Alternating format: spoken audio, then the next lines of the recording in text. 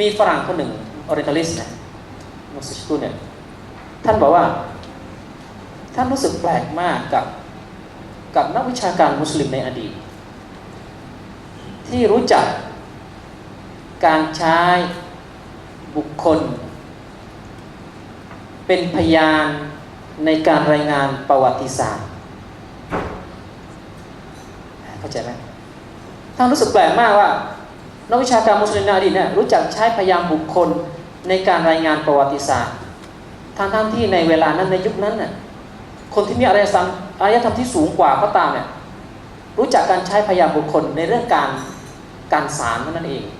ใครฆ่าใครต้องเอาพยานคนนี้มาขึ้นศาลเอาคนเป็นพยานใครขโมยของใครเอาคนมาพยานแต่มุสลิมในยุคนั้นน่ะรู้จักการใช้พยานบุคคลรายงานประวัติศาสตร์ทำให้ประวัติศาสตร์อิสลามนั้นไม่กลายเป็นตำนานไม่กลายเป็นเรื่องปรัมปรานิยายปรัมปราเพราะมีบุคคลเป็นพยานรายงานเขารู้สึกแปลกมากถ้าในโลกในสมัยนั้นน่ะซึ่งรุ่งเรืองกว่านะไม่ว่าโรมันไม่ว่าเปอร์เซียน่ะเห็นไหมประวัติศาสตร์โรมันเนี่ยเรื่องราวของโรมันกลายเป็นโด่งดังเยอะเป็นปรัมปรานิยายปรัมปราเยอะนะเพราะไม่มีสายรายงานน่ะไม่มีจะรู้ได้ไงว่าจริงอ่ะแต่ของอิสลามเนี่ยในสมัยนั้นคนในสมัยนั้นอุลามะสมัยนั้นรู้จักใช้พยานบุคคลในการรายงานประวัติศาสตร์ทำให้ประวัติศาสตร์ของอิสลามนั้นไม่กลายเป็นเรื่องโด่งดังไม่เป็นนิยายปรัมปราแต่เป็นข้อเท็จจริงทางประวัติศาสตร์ไม่มีประวัติศาสตร์โลกไหนที่ใช้บุคคลเป็นพยานรายงานประวัติศาสตร์นอกจากศาสตร์ของอิสลามเท่านั้นเองนี่แปลกมากอิสนะก็คือการใช้พยานบุคคลในการรายงานมีที่ไหนบ้างศาสตร์ของใครบ้างที่ใช้บุคคลเป็นพยานในการรายงานประวัติศาสตร์ศาสตร์ก็ไม่มีของจีนของอินเดียซึ่งมีความเจริญรุ่งเรืองมากกว่าไม่มีอย่างมากเขารายงานว่าเนี่ยรายงานเหตุการณ์ไม่ได้รายงานว่าใครเล่าเหตุการณ์นี้แต่ของเราเนี่ยไล่ตั้งแต่ต้นจนจบเลยนะใครเล่าถึงใครไปสาระไหนอิสนะสายรายงานจึงเป็นทำให้รายงานประวัติศาสตร์ของอิสลามเนี่ยไม่กลายเป็นนิยายปรัมปราเราไปเปิดดูของตาบารีเนี่ยตาเรียกผู้มาวันมุลุกเนี่ยแค่จะเขียนแค่เรื่องราวนิดเดียวเองแค่2-3 บรรทัดเองแต่ว่าไล่มาสายรายงานยาวยืดเลยจากคนนี้เล่าจากคนนี้ที่ตั้งนี้จึงกระทั่งว่าจึงเหตุการณ์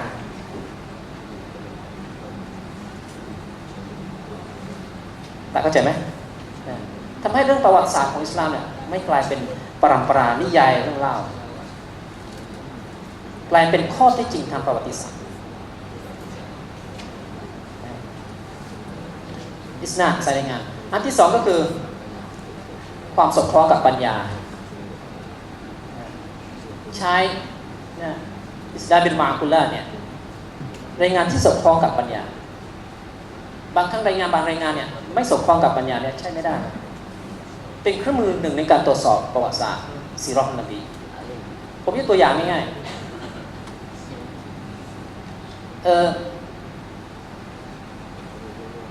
พ่อของนบีชื่ออะไรนะอับดุลลอฮ์ใช่ไหมแล้วอับดุลลอฮ์นี่เป็นลูกคนสุดท้ายของใช่ไหมเราใช่แบบลูกคนสุดท้องของอับดุลตอลิบใช่ไหมใช่แบบที่เราเรียนมาเป็นไงบ้างอับดุลลอฮ์นี่เป็นลูกคนสุดท้องหรือเปล่าไม่ใช่อับดุลตอลิบเป็นลูกกี่คนสาวสาวได้งานหรอมีลูกกี่คนในอิบนุอิสฮากเนี่ยพูดค่อนข้างชัดว่า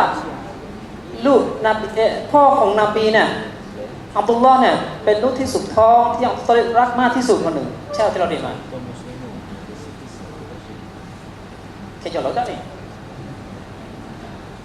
ใช่ไหมเป็นลูกที่เขารักมากที่สุดใช่ไหมพ่อของนบีชื่อว่าอับดุลลอฮ์เนี่ยเป็นลูกคนสุดท้องที่ปู่ของนบีเนี่ยของตัวเล็กเนี่ยรักมากที่สุดใช่ไหมใช่ป่ะที่เราเรียนมาใช่ไหม ซึ่งในอิบนุซาก็พูดเหมือนกันว่าพ่อนบีเนี่ยเป็นลูกคนสุดท้องที่อับดุลรักมากมากแต่อยู่ๆอับบาสเนี่ยรู้จักอับบาสเป็นอะไรกับท่านนบีฮะเป็นอะไรกับท่านนบีอับบาสรู้จักอับบาสไหมอับบาสเนี่ยเป็นอับดุลตอเลบเนี่ยอับบาสเป็นอะไรกับท่านนบีปอดตาโกอะไรปอดตาโกนี่ถึงว่าน้องของพ่อหรือว่าพี่ของพ่อใช่ไหม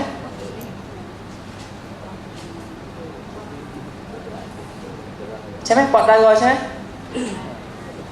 นั่นแสดงว่าอับบาสเนี่ยเป็นพี่ของพ่อใช่ไหมเป็นพี่ของพ่อนบีใช่ไหมใช่ไหมอันนี้เขาไม่สมพรกับปัญญาเพราะว่าอะไรเพราะอับบาสกับท่านนบีเนี่ยอายุต่างกันประมาณ3 ปีอับบาสเนี่ยอายุแก่กว่านบี3 ปี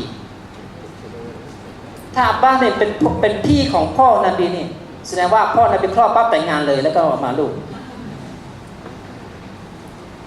ให้ดอกไม่สมพรกับปัญญา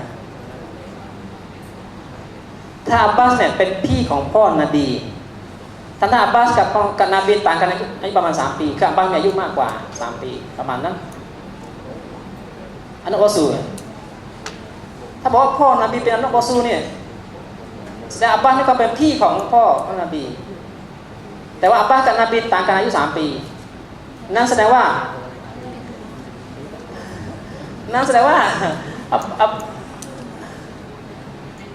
เป็นไปไม่ได้ไงเพราะว่าอับบาสเนี่ยปอดดารอเนี่ยกับอันนั้นดารออายุต่างกันแค่3 ปีเนี่ยถ้าอับบาสเนี่ยมีเป็นพี่ของพ่อนบีจริงเนี่ยแสดงว่าพ่อนบีคลอดมาอายุ3 ขวบเนี่ยต้องแต่งงานแล้วก็มีลูกออกมาแล้วมีเลิกเป็นนบีด้วยความไม่สมพรกับปัญญาเห็นไหมมีอะไรทำตรงนี้อะไรตรงเนี้ยอะไรเงี้ยก็เครื่องมือหนึ่งก็คือการเปรียบเทียบข้อมูลนะครับก็เป็นเนื่องจากว่าซีรอเนี่ยเนื้อหามันเยอะรายงานก็ต้องเปรียบเทียบข้อมูลนะครับมันก็จะมาลูมานะครับในเรื่องอิสนาเนี่ยเขาจะมีเงื่อนไขบ้างก็เกี่ยวกับอิสนา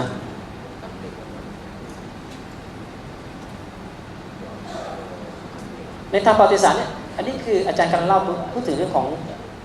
ระเบียบวิธีทางประวัติศาสตร์ระเบียบวิธีเกี่ยวกับซีรอประการที่1อุลามะบอกว่าหากมีหลายสายรายงาน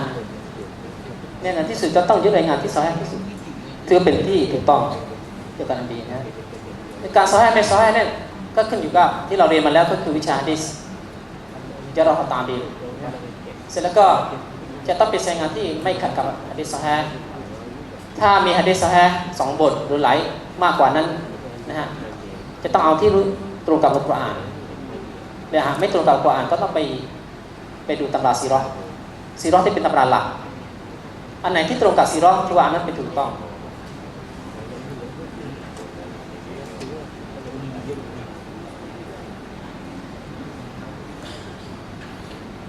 หากมีหะดีษซอฮีฮ์2 บทหรือมากกว่าขัดแย้งกัน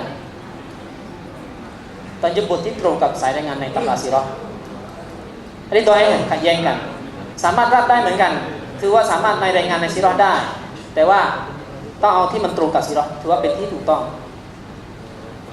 หากไม่ปรากฏในอัลกุรอานเนี่ยอันนี้ที่ใช้มากสุดในรายงานซีรอห์เนี่ยหากไม่ปรากฏในอัลกุรอานแล้วก็ในหะดีษแต่ว่าเรื่องราวปรากฏในตำราซีรอห์เรื่องราวของนบีเนี่ยเพราะในตำราหะดีษเนี่ยเรื่องราวเกี่ยวกับนบีเนี่ยมันน้อยมากมันไม่ครบสมบูรณ์ทั้งหมดถ้าอยู่ในตำราซีรอห์เนี่ยไม่จำเป็นต้องพิสูจน์สายรายงานสามารถเชื่อได้แต่ทางนี้มีเงื่อนไขว่าเรื่องราวที่ปรากฏในตำราซีรอห์นั้นจะต้องไม่ใช่เป็นเรื่องราวที่เกี่ยวข้องกับอะกีดะห์แล้วก็ไม่ใช่เกี่ยวข้องกับชะรีอะห์สามารถที่นำมาใช้ได้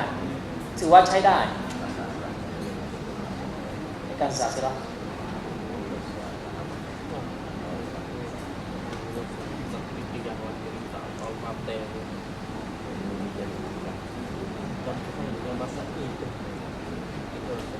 ความสำคัญของซีเราะห์เนี่ย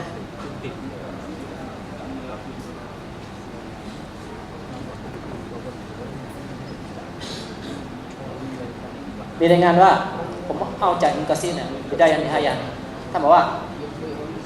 อาลีอิบนุฮุเซนกล่าวว่าพวกเราได้สอนมากอซีชีวประวัตินบีเนี่ยซีเราะห์นบีเนี่ยก่อนท่านนบีศ็อลลัลลอฮุอะลัยฮิวะซัลลัมเนี่ยให้แก่บรรดาลูกๆของพวกเราเสมอกับเรา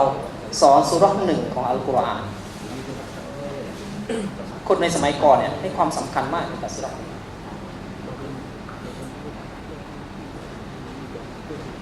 เข้าใจไหมเป็นหนึ่งเหมือนกับหนึ่งในซูเราะห์อัลกุรอานเขาจะเป็นศาสนา